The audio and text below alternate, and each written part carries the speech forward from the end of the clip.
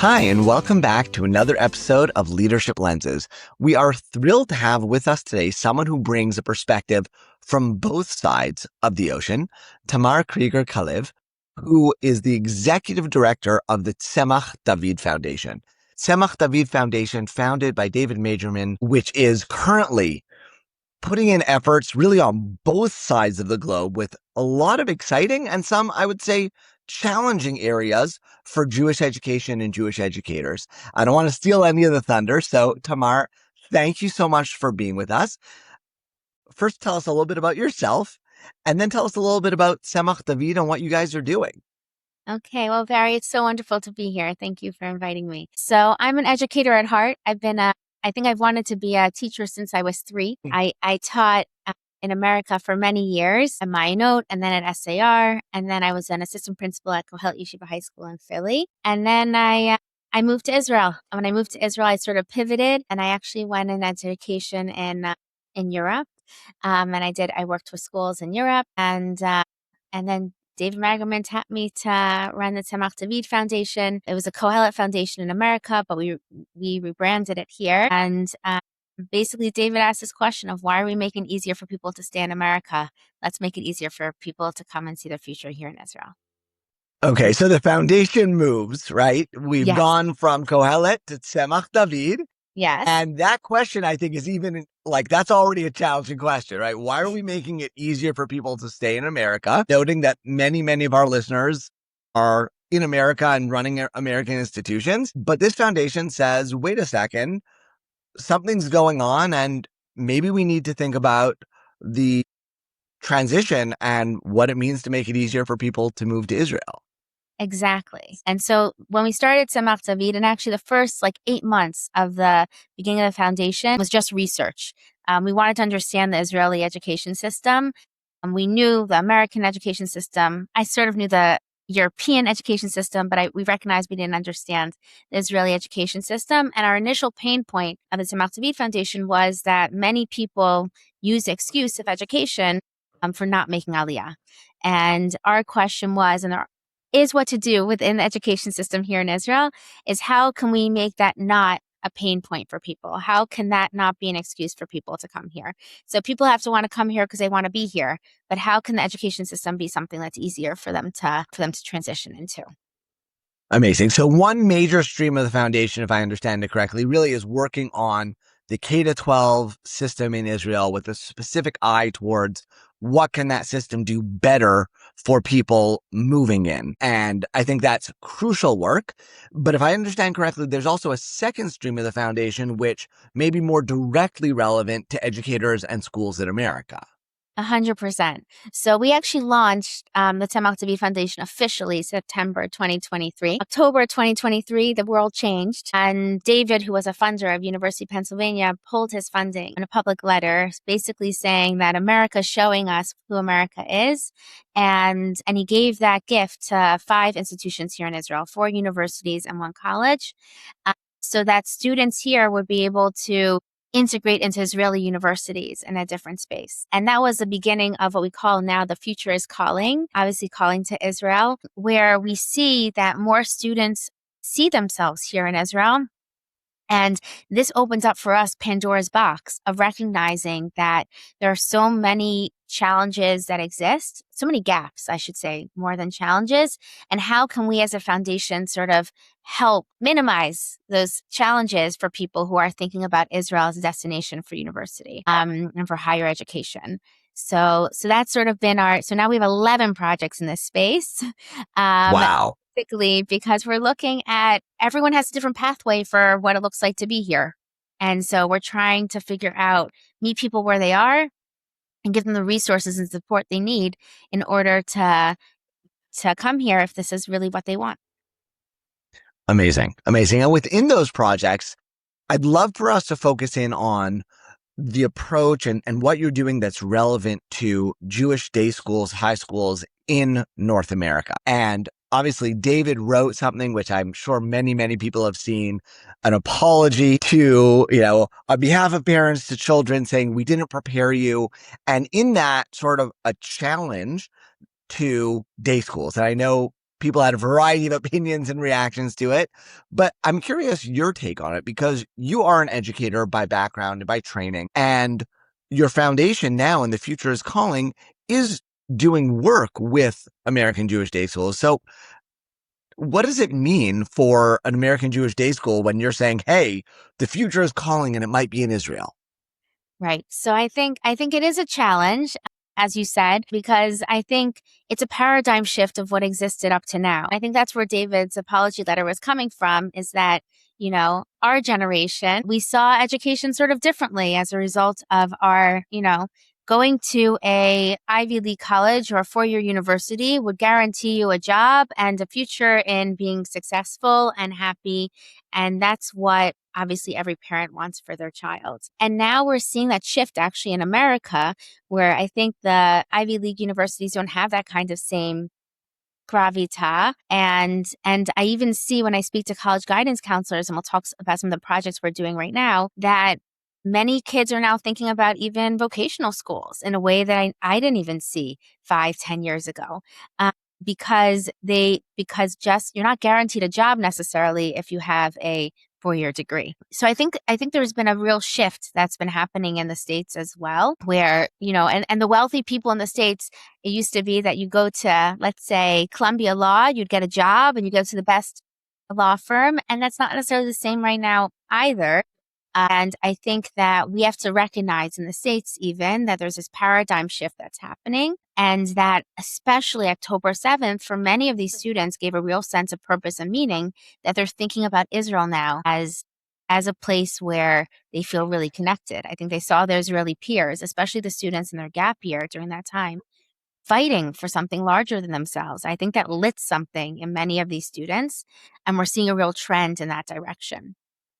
So, Amazing. Okay. So I just want to pause to unpack, because you sure. said a bunch of things there that are really important. So first of all, if anyone didn't see David's apology letter, which was published in the blogs and Times of Israel, or his follow up on that apology letter, we'll link both of those in the show notes so you can take a look there and make sure you see those. That's point number one.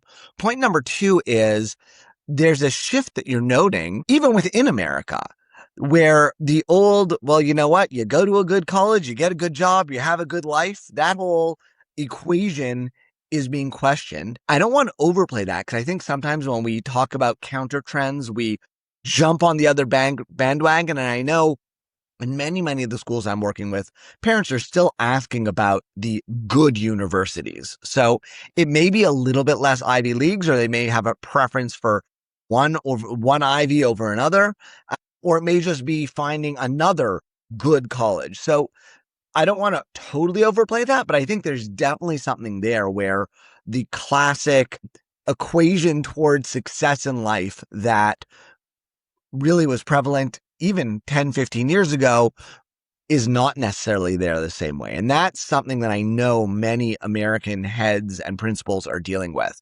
And then you added another layer to that of, okay, well, now that that equation has somewhat been shifted, that other layer is kids are thinking maybe college in Israel, right? Or maybe post high school of whatever sort in Israel. So tell us more about what you're seeing when you're studying that trend.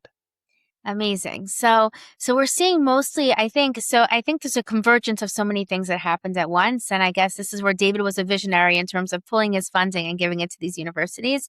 We saw a huge influx of students post October 7th, gap year students who wanted to stay in Israel. I think the numbers are, they're about the year beforehand, and for boys from monoorthodox schools in America, who drafted who went to Hester Yeshivot, about 60, I think, drafted pre-October 7th. The year after, we had about 150 that drafted, which is a huge jump. And I'd say also on the Sheirut Leumi side, we saw there were probably about 40, 50 early adopters before October 7th who were thinking about Israel as a future and making this transition as young adults. And post October 7th, we saw about 140, 150 as well. And we're also seeing Chayalot Bodedot. We're seeing female lone soldiers that are really coming and staying here. So we're seeing a huge amount of students that want to be staying here. And I think I think it's becoming a trend as a result of that, where, you sort of have gone from your early adopters to now more students that are looking to Israel as a destination. Of course, the price tag is better, but Right. also the education, I think, is just as good in terms of what the students are getting, and especially if they're staying here. And that's really sort of our goal, is with these integrative tracks for them to have authentic experiences here in Israel. So they do the first year in English and have Ulpan, and we can talk about Hebrew and Hebrew instruction, because that's always a challenge in Jewish day schools. But the idea is for them to have like a really authentic experience with Israeli students, and to see themselves being a part of Israel. Right. And I want to put those numbers in perspective, because again, as you're listening to this, if you're running a day school, 150 girls, 150 boys, that doesn't mean we're emptying out American Jewry, right? It doesn't mean that all of your students are now going to Israel, and we're not thinking in that vein, but we are thinking that this is a more significant and meaningful stream than we may have seen in the past. And therefore we're saying, okay, what does that mean for a school? If this is an additional stream, then do we have the responsibility as school leaders to prepare our kids to go in this direction? And you mentioned some work that you're doing with college guidance counselors in Jewish day schools in North America, as well as thinking about the actual curriculum. And you mentioned Hebrew. So what exactly does a college guidance counselor in a North American day school need to know in order to properly serve this new stream and be able to help the kids who might be interested in this direction? So I think the landscape has shifted so much in the past 3 years. The amount of programs that are now being offered in Israel for international students or students that are making Aliyah is huge. And I think Israel is good at translating maybe into English, but not great into translating into American. And so part of our job in the foundation and the Future is Calling and our website is to translate into American for American parents and for students and for schools to understand sort of what the offerings are and how this compares, right? Like, because I think it's not exactly the same system. And so I think that's one thing that I think was important. But we actually brought missions of college guidance counselors to come to Israel to experience these universities and colleges. We went to 9 of the biggest universities and colleges with English-speaking programs, and they got to speak to the heads of the international schools, to the heads of the universities themselves, to get tours, to speak to students, to really experience what it's like to be on these campuses. What the feedback that we got is that the college guidance counselors theoretically understood what the universities are, but until you walk through them, you're like, oh, I see Donnie being here. I see, right? And it also puts on their radar a sense of comfort that like they know about these universities. When a student comes in to their office and says, I'm considering maybe university in Israel, but the college guidance doesn't have the information or the guidance, then the conversation just ends, right? Often. Where if that college guidance counselor now has us as a resource, and we meet with college guidance counselors and we have a lot of information for them, one-pagers about each of the universities and the offerings and what it takes to get into to the universities. So we can be that bridge for them and connect them to the people they want to be meeting. Students on these campuses, we have relationships with students on these campuses. That's also a big thing for us. So that's on the college guidance front, is I think it was just, they're often the first avenue that students are speaking to. And if they don't have the right information, then we're losing before we even begin. Right. Absolutely. And I remember as a head of school, we had to do this with many of our college guidance counselors. I mean, I was head of school in Cleveland. About half the time, the college guidance counselor may not be Jewish, may not have any of the Jewish education context.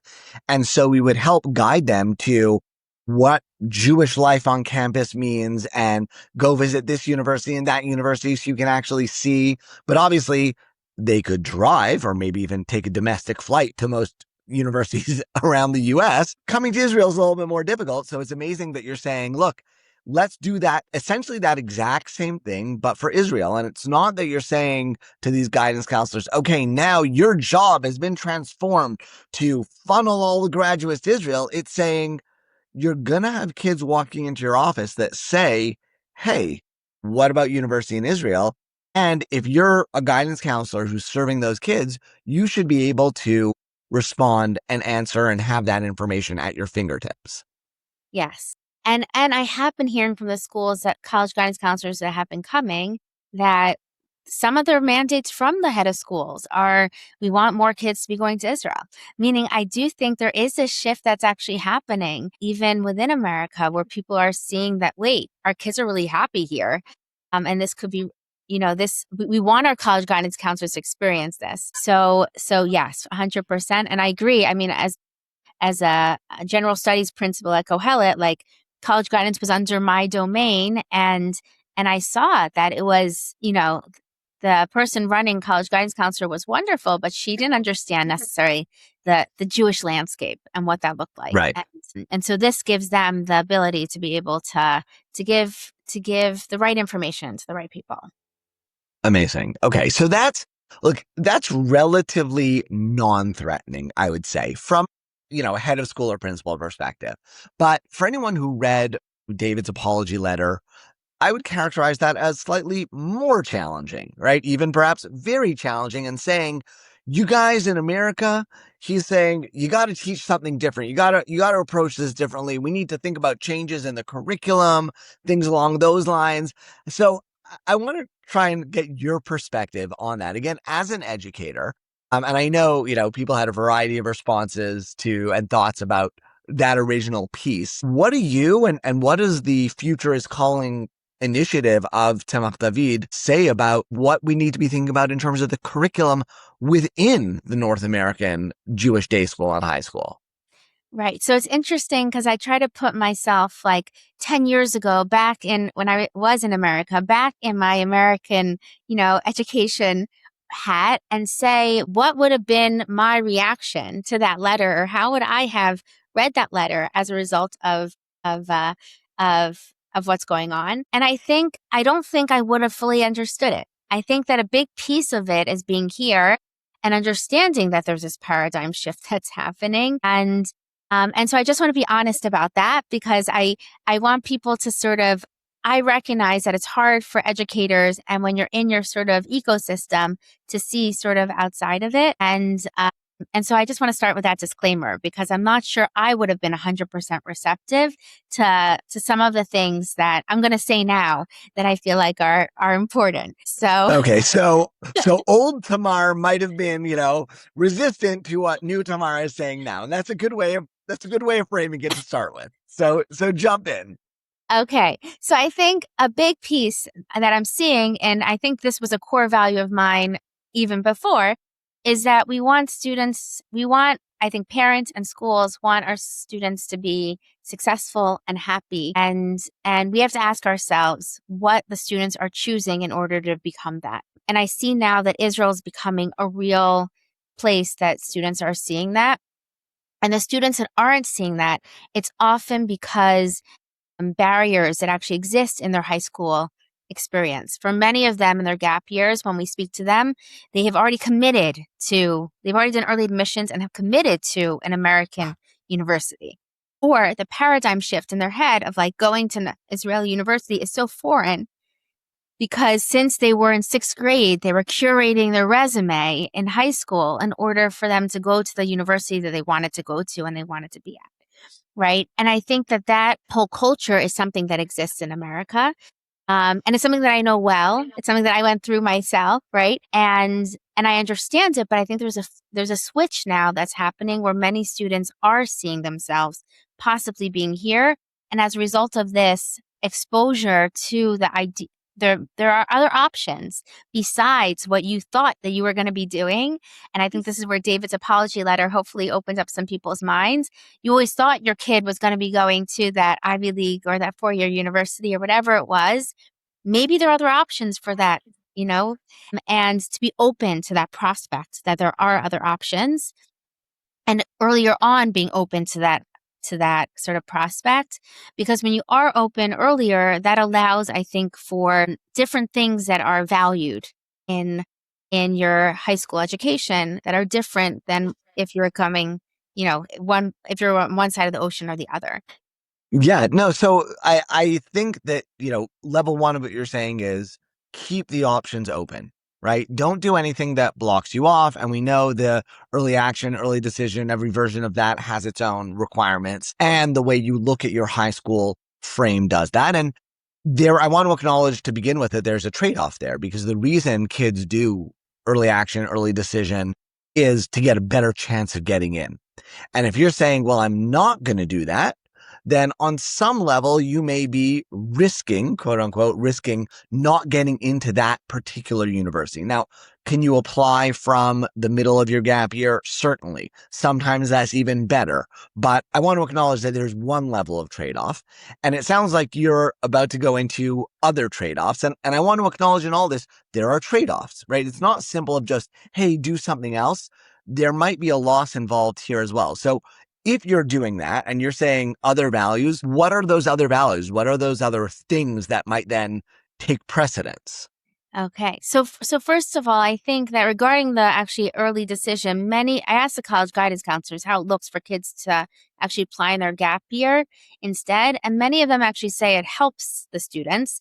And for the students that it doesn't help, because let's say Israel's on their, gap year resume, you don't want your kid to be going to that university anyway, I would argue. But I think actually a bigger reason why people apply earlier is to get it done with. Like, my parents know I'm coming back. I know where I'm going afterwards. I now can enjoy my year in Israel. I think that is sort of that mindset, I think, is probably right. And I think we sell it as you have a greater chance, but I'm not sure that's actually true, or that's our way of selling the fact that we do it. I think that one thing and I think this has shifted a little bit since October 7th or even before that, is we need to be really celebrating our students that are taking different pathways in American high schools. I think often the people that we celebrate are the people who are going to those universities or whatever it is, and we're celebrating those. That becomes the barometer of how good the college guidance counselor is by how many kids are getting into these universities. We need to be changing that kind of equation. But I also think that we need to be developing students from a younger age. And this is actually why one of the 11 programs we're doing is Neilech. We're partnering with Orator Stone. We have 10th grade students from America who are having an authentic experience in 2 schools in Israel, the boys at Neve Shmuel, the girls at Neve Hana, for them to experience Israel education and to see what it's really have those authentic experiences, and to see earlier on that Israel could really be an option. And obviously, these are self-selecting students because they're choosing to come here. But I think the experience when speaking to them has been more powerful than we could have ever imagined. Like, one of the students said to us, I knew what it was like to be a tourist in Israel. And then I knew what it was like to be a student in Israel because I was taking classes here. But now I know what it's like to live in Israel after I went to my Israeli friend's house and saw how she lives. Right. And I think that those authentic experiences from a younger age, another student said, in America, I would do things because it looked good on my college resume. And here, tons of kids do MADA, not because it looks good on their college resume in Israel, but because they want to be doing it. They're doing it for themselves. Right. They're choosing to do it. For those who don't know, MADA is the Red Cross ambulance or Magen David Adom ambulance service that kids can volunteer for. Right. So a big thing for us is for those students, those authentic experiences that they're having, and the recognition of wait, I don't have to work in a lab because I want to go to med school, or I don't have to take AP history because I'm going to be a physics major, right? Those are decisions that if you know earlier on that you're going to be going to college in Israel, you're not going to be making those decisions because it's not needed for your college resume, because in Israel, you very much focus on you're already a major, right? You're already in a field. You apply for a field in Israel versus in America, you're applying for a liberal arts degree. So you have to be well-rounded and you have to have all these different experiences. So the choices you're going to make earlier on are going to be very different choices in your education if you know already that Israel is an option or a destination or something that you're thinking about, and will change your high school experience in a different way as a result of that. And for those students that are making Aliyah, the best time we think for them to be making Aliyah is really as young adults. That's when they're building their network. They are they are able to meet their life partner here and settle down here. And that's when they're already creating this independence of their own. And it's really, we see a time when, we work with families in that Tzemach David front, but we really see that this is really the time that kids can come and make Israel their home in a way where they won't have to be in an Anglo bubble, right, in some of these Israeli communities, because they've already integrated into Israeli society in a really meaningful way. Right. So I like the focus there on, you don't have to do everything for your college resume. I think that many of us as educators would be really happy with that in general. Let's engage in enrichment activities and volunteering and all sorts of things because we enjoy it, because it helps us grow, not because it adds to the resume. So I don't know you would get too many arguments there, but are there other areas that are more trade-offs? You mentioned a couple times Hebrew instruction, other areas that may actually really be more challenging for schools to implement. So I think Hebrew is probably the most challenging for many ways. And well, I think there are two things. I think Hebrew is one and a mindset is a second. And the mindset shift, I think, has to happen within a school or within a community, or recognizing that there are other pathways.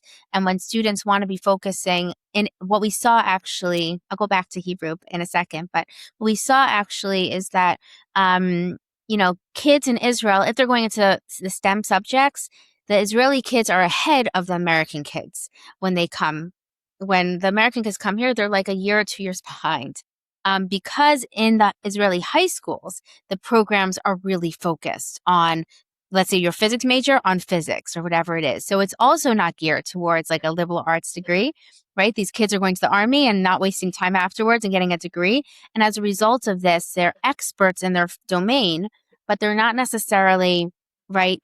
So that is something that I think schools can also direct kids in terms of, we often push kids to be taking AP history, but if a kid really doesn't want to be taking AP history, then because they want to be a physics major, we just have to ask ourselves whether that's the best use of their time if they're going to be doing that. And I think that as schools, that's a change. And I think often Hebrew is actually the flip side of that, where it's sort of this academic subject where, like, check mark, we did it. Often the educators who are teaching Hebrew are not educators, right? They're often people who, let's say, were on shlichut and know Hebrew, but not necessarily educators themselves. I think that makes a big difference. And so the professionalism around it, but also we as schools are not pushing kids, right, to go to the highest Ivrit class, to challenge yourself in Ivrit. In the same way, we're asking students to challenge themselves in some of the other courses that we ask of them. And I think that Hebrew, even in the schools that are challenging themselves to think about Hebrew differently, I think the American culture is resistant to learning another language. Yes. We think that, like, I'm like, speaking English is an asset. It's an asset in Israel too, although speaking Hebrew and English would be a bigger asset for you. And I think that as English speakers, we sort of have this sense of not being able to, we're resistant to be learning a second language in a way that I didn't see in Europe, right? I think they embrace other languages very, very easily. For us, I think it's a lot harder. And I think there's also this, like, emotional piece that exists with us learning Hebrew. And I'm not sure where that's exactly coming from or what's a symptom of, but it's crazy to me that kids spend 13 years in Jewish day schools and are coming to these universities and can't have a regular conversation in Hebrew. It's just, right. it's mind blowing. And I just, we have to be uncovering what are the real issues here and how we can be thinking differently about language instruction. I know this is something that you've also thought about. So Yes, absolutely. So I think this is, a major issue. And I want to touch on both the points you said. Number one is the idea of focusing in on a major. And that's a big difference between the Israeli and European systems on the one hand and the North American system on the other hand. And I know there are arguments on both sides and the benefit of a broad education. What you're noting is that if you do intend to come to Israel, then Israeli high schools might be teaching more hours of math or physics for kids who are going in that direction, more hours of history for kids who are going in that direction, because students here do specialize much earlier. They're specializing by 10th, 11th grade, which is not the case typically for an American high school. And so the question I hear you raising is, should we figure out a way to enable kids who are interested in that pathway to specialize earlier? And I think that's really interesting and perhaps more easily within reach, though, again, challenging, but something that schools who want to think that way really can.